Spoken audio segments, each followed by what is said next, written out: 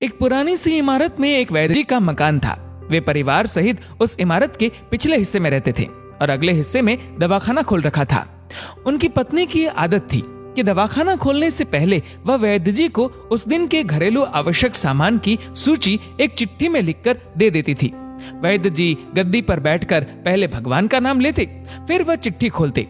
पत्नी ने जो चीजें लिखी होती उनके भाव देखते, फिर उनका हिसाब करते, फिर परमात्मा से प्रार्थना करते कि हे भगवान, मैं केवल तेरे ही आदेश के अनुसार तेरी भक्ति छोड़कर यहाँ दुनियादारी के चक्कर में आकर बैठा हूँ। वैद्य जी कभी अपने मुंह से किसी रोगी से फीस नहीं मांगते थे। कोई देता था, कोई नहीं देता था, किंतु एक बात निश्चित थी कि जो ही उस दिन के आवश्यक सामान खरीदने योग्य पैसे पूरे हो जाते थे, उसके बाद वह किसी से भी दवा के पैसे नहीं लेते थे, चाहे रोगी कितना ही धनवान क्यों न हो। एक दिन जब वैद्य जी ने दवाखाना खोला, गद्दी पर बैठकर परमात्मा का स्मरण करके पैसे का हिसाब लगाने के लिए आवश्यक सामान वाली चिट्ठी खोली, तो वह चिट्ठी को एक टक देखते ही रह गए। एक बार तो उनका मन भटक गया। उन्हें अपने आंखों के सामने तारे चमकते हुए नजर आए, किंतु शीघ्र ही उन्होंने अपनी तंत्रिकाओं पर नियंत्रण पा लिया। वे चिट्ठी में कुछ यूं देखते हैं कि आटे, दाल, चावल आदि के बाद पत्नी ने लिखा था कि बेटे का विवाह 20 तारीख को है, उसके दहेज का सामान। कुछ देर तो वैद्य जी सोचते रहे, फिर बाकी चीजों की कीमत लिखने के बाद दहेज के सामने लिखा, ये काम परमात्मा का है, परमात्मा जाने। एक दो रोगी जो आए हुए थे, उन्हें वैद्य जी ने देखकर दवाई देना शुरू कर दिया। इसी दौरान एक बड़ी सी कार उनके दवाखाने के सामने आकर रुकी। वैद्य जी ने कोई खास तवज्जो नहीं दी, क्योंकि कई कारों वाले उनके पास आते रहते थे। जब पूर्व उपस्थित मरीज दवाई लेकर चले गए, तो वह सूटेड बूटेड साहब कार से बाहर निकले और नमस्ते करके बेंच पर बैठ गए। वैद्य जी ने कहा कि अगर आपको अपने लिए दवा लेनी है तो इधर स्टूल पर आए, ताकि आपकी नाड़ी देख लूं, और अगर किसी रोगी के लिए दवाई लेकर जानी है तो बीमारी की स्थिति का वर्णन करें। वह साहब कहने लगे, वैद्य जी, आपने मुझे पहचाना नहीं। मेरा नाम कृष्णलाल है, लेकिन आप मुझे पहचान भी कैसे सकते हैं, क्योंकि मैं 15-16 साल बाद आपके दवाखाने पर आया हूँ। आपको पिछली मुलाकात का हाल सुनाता हूँ, फिर आपको सारी बात याद आ जाएगी। जब मैं पहली बार यहाँ आया था, तब मुझे लगा कि मैं खुद नहीं आया था, अपितु ईश्वर मुझे आपके पास ले आए थे, क्योंकि ईश्वर मुझ पर कृपा करना चाहते थे और मेरा घर आबाद करना चाहते थे। मैं तो कार से अपने घर जा रहा था, पर ठीक आपके दवाखाने के सामने हमारी कार पंक्चर हो गई। ड्राइवर कार का पहिया उतारकर पंक्चर लगवाने चला गया। आपने देखा कि गर्मी में मैं कार के पास खड़ा था, तो आप मेरे पास आए और दवाखाने की ओर इशारा किया और कहा कि इधर आकर कुर्सी पर बैठ जाए। अंधा क्या चाहे, 2 आंखें, और मैं आकर कुर्सी पर बैठ गया। ड्राइवर ने कुछ ज्यादा ही देर लगा दी थी।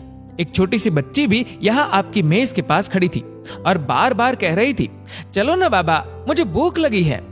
आप उससे कह रहे थे कि बेटी, थोड़ा धीरज धरो, चलते हैं। मुझे लगा कि आप मेरे ही कारण खाना खाने नहीं जा रहे हैं, अतः मुझे कोई दवाई खरीद लेनी चाहिए, ताकि आप मेरे बैठने का भार महसूस न करें। मैंने कहा, वैद्य जी, मैं पिछले 5-6 साल से इंग्लैंड में रहकर कारोबार कर रहा हूँ। इंग्लैंड जाने से पहले मेरी शादी हो गई थी, लेकिन अब तक बच्चे के सुख से वंचित हूँ। यहाँ भी इलाज कराया और वहाँ इंग्लैंड में भी, लेकिन किस्मत ने निराशा के सिवा और कुछ नहीं दिया। आपने कहा, मेरे भाई, भगवान से निराश न हो। याद रखो कि उसके कोष में किसी चीज की कोई कमी नहीं है। आस, औलाद, धन, दौलत, इज्जत, सुख, दुख, जीवन, मृत्यु, सब कुछ उसी के हाथ में है। ये सब किसी वैद्य या डॉक्टर के हाथ में नहीं होता और न ही किसी दवा में होता है। जो कुछ होना होता है वह सब भगवान के आदेश से होता है। औलाद देनी है तो उसी ने देनी है। मुझे याद है आप बातें करते जा रहे थे और साथ साथ पुड़िया भी बनाते जा रहे थे। सारी दवाई आपने 2 भागों में विभाजित कर 2 अलग अलग लिफाफों में डाली थी और फिर मुझसे पूछकर आपने एक लिफाफे पर मेरा और दूसरे पर मेरी पत्नी का नाम लिखकर दवा उपयोग करने का तरीका बताया था। मैंने तब बेदिली से वह दवाई ले ली थी, क्योंकि मैं सिर्फ कुछ पैसे आपको देना चाहता था। लेकिन जब दवा लेने के बाद मैंने पैसे पूछे तो आपने कहा था, बस ठीक है।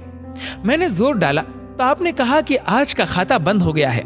मैंने कहा, मुझे आपकी बात समझ नहीं आई। इसी दौरान वहां एक और आदमी आया।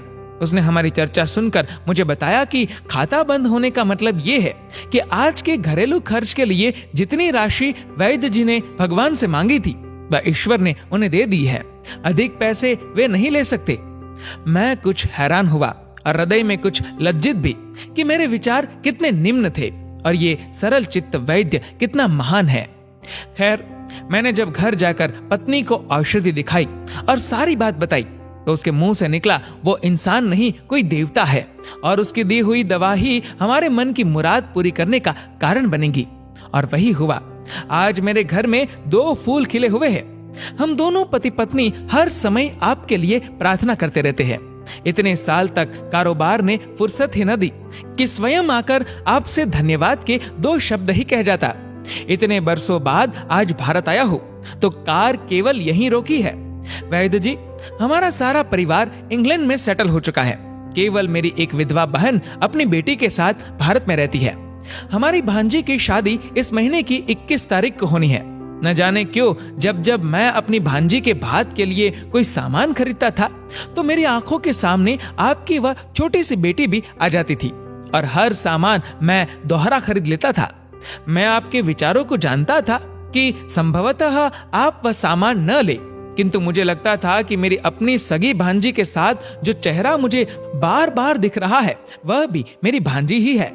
मुझे लगता था कि ईश्वर ने इस भांजी के विवाह में भी मुझे भात भरने की जिम्मेदारी दी है। वैद्य जी की आंखें आश्चर्य से खुली की खुली रह गई और बहुत धीमी आवाज में बोले, कृष्णलाल जी, आप जो कुछ कह रहे हैं मुझे समझ नहीं आ रहा कि ईश्वर की ये क्या माया है। आप मेरी श्रीमती के हाथ की लिखी हुई ये चिट्ठी देखिए। और वैद्य जी ने चिट्ठी खोलकर कृष्णलाल जी को पकड़ा दी। वहां उपस्थित सभी ये देखकर हैरान रह गए कि दहेज के सामान के सामने लिखा हुआ था कि ये काम परमात्मा का है, परमात्मा जाने। कांपती सी आवाज में वैद्य जी बोले, कृष्णलाल जी, विश्वास कीजिए कि आज तक कभी ऐसा नहीं हुआ कि पत्नी ने चिट्ठी पर आवश्यकता लिखी हो और भगवान ने उसी दिन उसकी व्यवस्था न कर दी हो। आपकी बातें सुनकर तो लगता है कि भगवान को पता होता है कि किस दिन मेरी श्रीमती क्या लिखने वाली है, अन्यथा आपसे इतने दिन पहले ही सामान खरीदवाना आरंभ न करवा दिया होता परमात्मा ने। वाह भगवान वाह, तू महान है, तू दयावान है। मैं हैरान हूं कि वह कैसे अपने रंग दिखाता है। वैद्य जी ने आगे कहा, जब से होश संभाला है एक ही पाठ पढ़ा है कि सुबह परमात्मा का आभार करो, शाम को अच्छा दिन गुजरने का आभार करो, खाते समय उसका आभार करो, सोते समय उसका आभार करो कि शुक्र है मेरे मालिक, तेरा लाख लाख शुक्र है। दोस्तों, जो लोग अपने जीवन रथ की डोर परमात्मा के हाथों में सौंप दिया करते हैं, परमात्मा उनके लिए क्या क्या नहीं किया करते। आवश्यकता है बस एक सच्चे हृदय से समर्पण की।